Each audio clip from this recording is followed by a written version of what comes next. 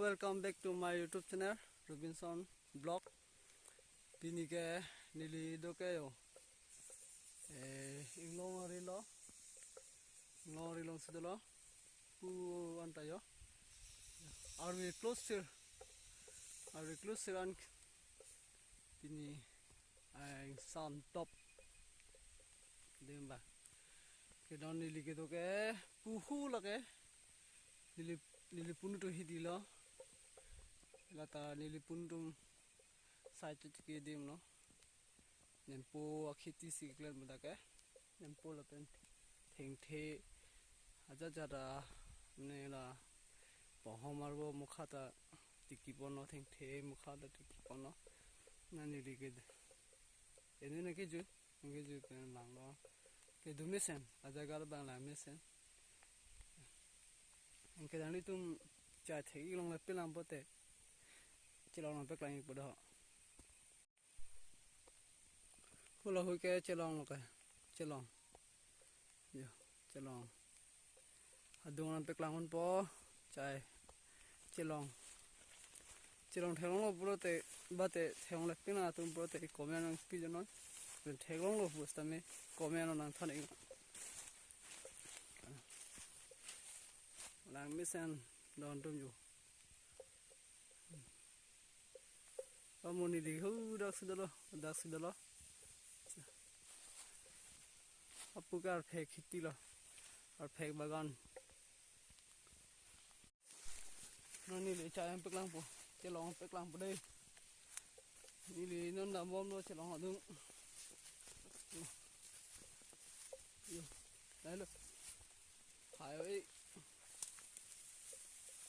John Paul da lo hai ke bai pha John Paul Ini pun tu hidi si hai bai bom non bang ke la chelong pen si hai bai lo la the power tiller le ke du ta li mut di la si tractor hai ta ve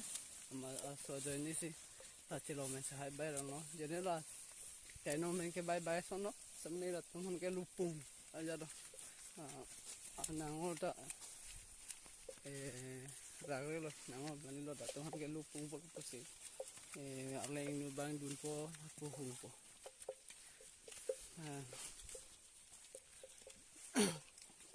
to dan ni blog ni video ta nang tu sharing po si ni chelo non ni ke yo hidi dong su pu chai lo chelong lo pu je anu ding wa de non ni ke do ke hidi dong su hidi ang bong su lo yo apu ke bit lo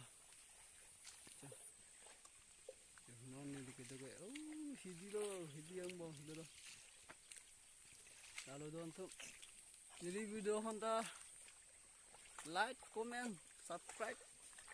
apen share kha jadi video honda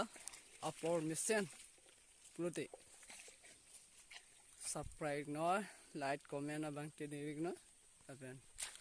no si kilang upload yo telang le dan apen lang nu lang ning hang he pote lang le dan la la ang tum ni phan ta ka ching hon pen ching hon du purote ani buta no subscribe on very lalo pini vlog man ke tapon sing toni ko do me thang me ko wang thu tata bye bye